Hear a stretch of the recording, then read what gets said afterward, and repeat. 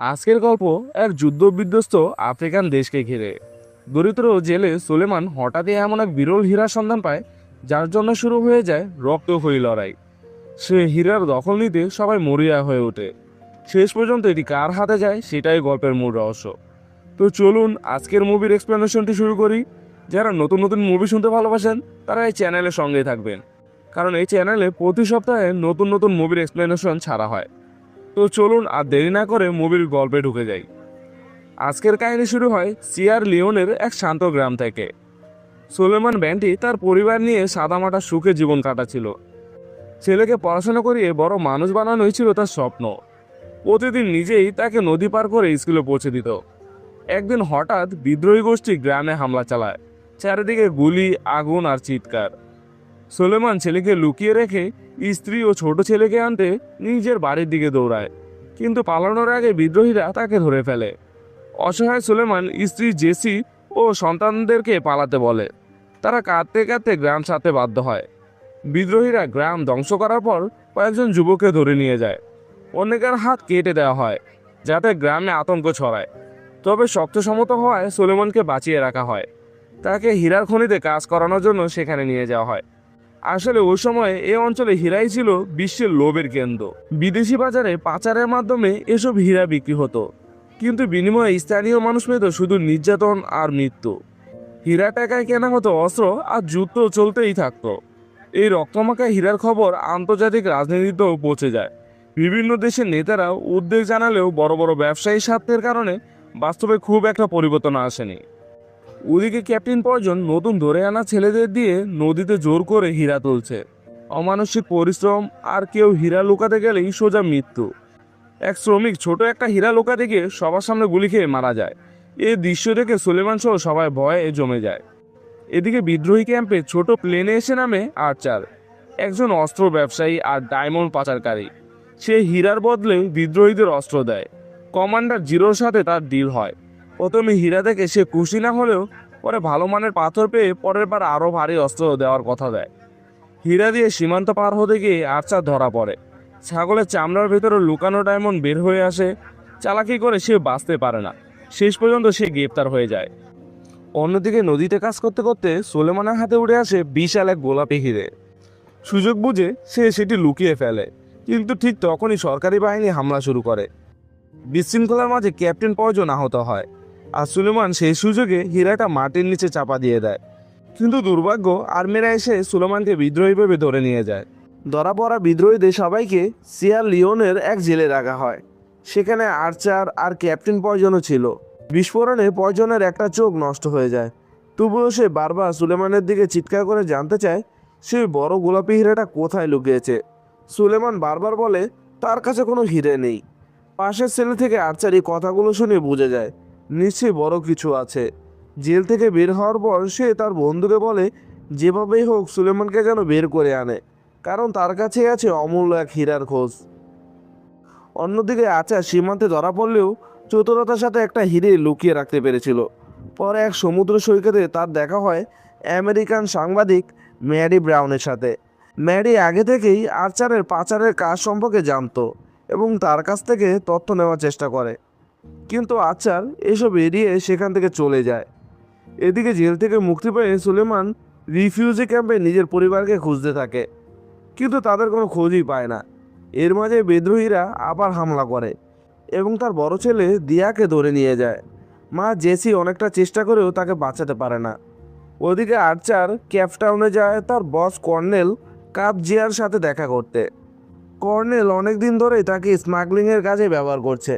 কথা বলতে গিয়ে কর্নেল বুঝিয়ে দেয় আর্চার যে গোলাপি হীরার খবর পেয়েছে সেটা তাকে যেভাবেই হোক এনে দিতে হবে, না পারলে তার জন্য ফল খুব খারাপ হবে।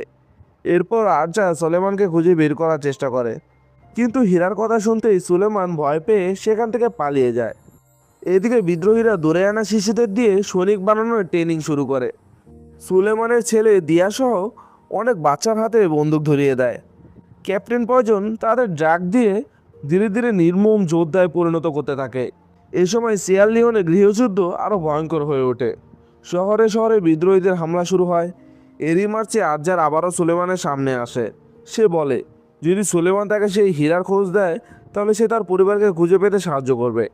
হীরা পেলেই দুজনে সমান ভাগ করবে, এমনও প্রস্তাব দেয়। কিন্তু সুলেমান এখনও রাজি হয় না। ঠিক তখনই হঠাৎ বিদ্রোহীদের আক্রমণ শুরু হয়। চারিদিকে গুলি শব্দ, মানুষ দৌড়াচ্ছে জীবন বাঁচাতে। সেই বিশৃঙ্খলার মাঝে আর্চার আর সুলেমান কোনোভাবে পালানোর চেষ্টা করে। সারাদিন পালাতে পালাতে রাত নেমে আসে। সুযোগ বুঝে আর্চার আর সুলেমান বিদ্রোহীদের ক্যাম্প থেকে চুপি চুপি বেরিয়ে পড়ে। সামনে একটা ব্রিজে দুই বিদ্রোহী পাহারা দিচ্ছিল। তখন আর্চার একটা মিত্র বিদ্রোহীর ক্যাপ এনে সুলেমানের মাথায় পরিয়ে দেয়, যেন মনে হয় সে একজন বন্দীকে নিয়ে যাচ্ছে। ওরা কাছে যেতেই বিদ্রোহীরা মজা করতে শুরু করে। ঠিক তখনই আর্চার হঠাৎ পিস্তল বের করে দুজনকে গুলি করে মেরে ফেলে। এরপর তারা দ্রুত ব্রিজ পার হয়ে সেখান থেকে পালিয়ে যায়। পরে তারা পৌঁছে এক রিফিউজি ক্যাম্পে। সেখানে আর্চার সাংবাদিক ম্যাডি ব্রাউনকে খবর দেয়, কারণ ম্যাডির কাছে ইউএনএ ডাটাবেসে তথ্য আছে যেখান থেকে সুলেমানের পরিবারের খোঁজ পাওয়া যেতে পারে। ম্যাডি প্রথমে সাহায্য করতে চায় না, কিন্তু আর্চার তাকে প্রতিশ্রুতি দেয় এই পুরো ডায়মন্ড পাচারের প্রমাণ সেই তাকে দেবে।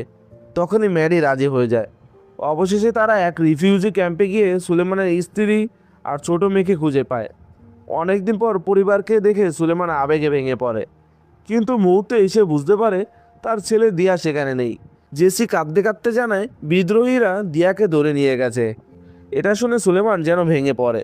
সে পাগলের মতো চিৎকার করতে থাকে, আমার ছেলে কোথায়? গার্ডরা এসে তাকে থামাতে গিয়ে বন্দুকের বাট দিয়ে আঘাত করে। পরিস্থিতি খারাপ হওয়ায় আগে আচ্ছা তাকে সেখান থেকে সরিয়ে নিয়ে যায়। রিফিউজি ক্যাম্পে সুলেমান তার স্ত্রীকে সাথে নিতে পারে না, কারণ যুদ্ধ শেষ না হওয়া পর্যন্ত কাউকে বের হতে দেওয়া হচ্ছিল না। ফেরার পথে প্লেনে বসে সুলেমান আচারকে দূরের সেই পাহাড় দেখায় যেখানে সে বড় হীরাটা লুকিয়ে রেখেছে। তখনই ম্যারি প্রথমবার এই ব্যাপারটা জানতে পারে। ফিরে এসে আর্চার নতুন প্ল্যান করে। সে ঠিক করে সাংবাদিক সেজে আর সুলেমানকে ক্যামেরাম্যান বানিয়ে সে এলাকায় যাবে।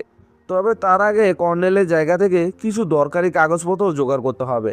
ম্যারি প্রথমে সাহায্য করতে চায় না, কিন্তু আর্চার তাকে ডায়মন্ড পাচারে বড় প্রমাণ দেখায়, ব্যাংক অ্যাকাউন্ট আর লেনদেনের তথ্য। সে বলে হীরাটা উদ্ধার হলে পুরো স্টোরি সে ম্যাডিকে দেবে।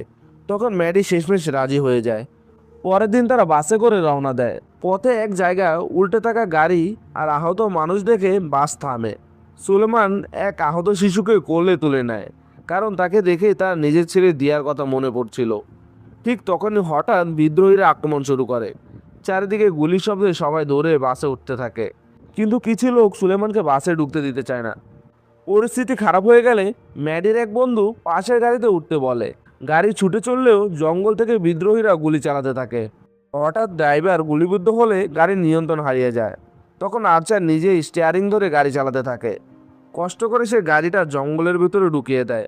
অনেক ঝোপঝাড় ভেঙে গাড়ি শেষ পর্যন্ত এক খাদের কাছে গিয়ে থামে। অল্পের জন্য তারা সেখানে বেঁচে যায়। জঙ্গল পেরিয়ে এগোতে গিয়ে তাদের দেখা হয় কিছু লোকাল মিলিশিয়ার সাথে। প্রথমে তারা আক্রমণ করতে চাইলেও সুলেমান নিজের ভাষায় বুঝিয়ে বলে, আর ম্যাডি ছবি তোলার কথা বলে পরিস্থিতি সামাল দেয়। পরে তারা সবাইকে গ্রামের সর্দার বেঞ্জামিন ক্যাপানের কাছে নিয়ে যায়। বেঞ্জামিন একজন ভালো মানুষ। তিনি বিদ্রোহীদের হাতে পড়া শিশুদের আবার স্বাভাবিক জীবনে ফিরিয়ে আনার চেষ্টা করছিলেন। সেই রাতে আর্চার আর ম্যাডি নিজেদের পুরনো জীবনের গল্প শেয়ার করে। কথা বলতে বলতেই তাদের মধ্যে একটা আলাদা সম্পর্ক তৈরি হতে শুরু করে। পরের দিন বেঞ্জামিনের সাহায্যে তারা ব্যানে করে কর্নেলের ক্যাম্পের দিকে রওনা দেয়, কিন্তু মাঝপথে বিদ্রোহীদের ব্রেন ওয়াশ করা চাইল্ড সোলজাররা তাদের থামায়। বেঞ্জামিন বাচ্চাদের বোঝাতে গেলে হঠাৎ এক শিশু তাকে গুলি করে বসে। পরিস্থিতি বুঝে আর্চার দ্রুত গাড়ি চালিয়ে সেখান থেকে পালিয়ে যায়।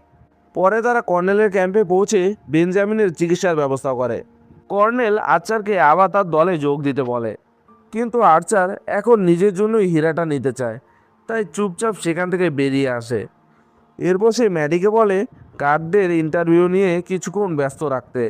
এই সুযোগে আর্চার ক্যাম্প থেকে কিছু অস্ত্র আর দরকারি জিনিস চুরি করে আনবে। ম্যাডি তার সাথে যেতে চাইলেও আর্চার তাকে থামায়। বিদায়ের সময় ম্যাডি তাকে নিজের কন্ট্যাক্ট দিয়ে ক্যাপডাউনে ফিরে যায়। আর এদিকে আর্চার আর সুলেমান গোপনে ক্যাম্প থেকে পালিয়ে যায়। দূর থেকে তাদের দৌড়াতে দেখে কর্নেল বুঝে যায় আর্চার এখন সেই হীরার দিকেই যাচ্ছে। আর্চার আর সুলেমান খাল পার হয়ে ধীরে ধীরে হীরার জায়গার দিকে এগোতে থাকে। রাতে জঙ্গলের ভেতর হাঁটার সময় হঠাৎ তারা বিদ্রোহীদের একটা গাড়ি যেতে দেখে। সেই গাড়ির ভেতরে সুলেমান নিজের ছেলে দিয়াকে দেখতে পায়। ছেলেকে দেখে সে চিৎকার করে ডাকতেই বিদ্রোহীরা গুলি করতে করতে তাদের দাওয়া করতে থাকে। প্রাণ বাঁচাতে আর্চার আর সুলেমান জঙ্গলের মধ্যে দৌড়ে লুকিয়ে পড়ে। গাছপাতা দিয়ে নিজেদের ডেকে কোনো মতো বেঁচে যায়। এই ঘটনার পর আর্চার সুলেমানের উপর খুব রেগে যায়, কিন্তু সুলেমান জানায় সে এত কাছে এসে ছেলেকে না বাঁচিয়ে কোথাও যাবে না। এ নিয়ে দুজনের মধ্যে ঝগড়া পর্যন্ত শুরু হয়ে যায়।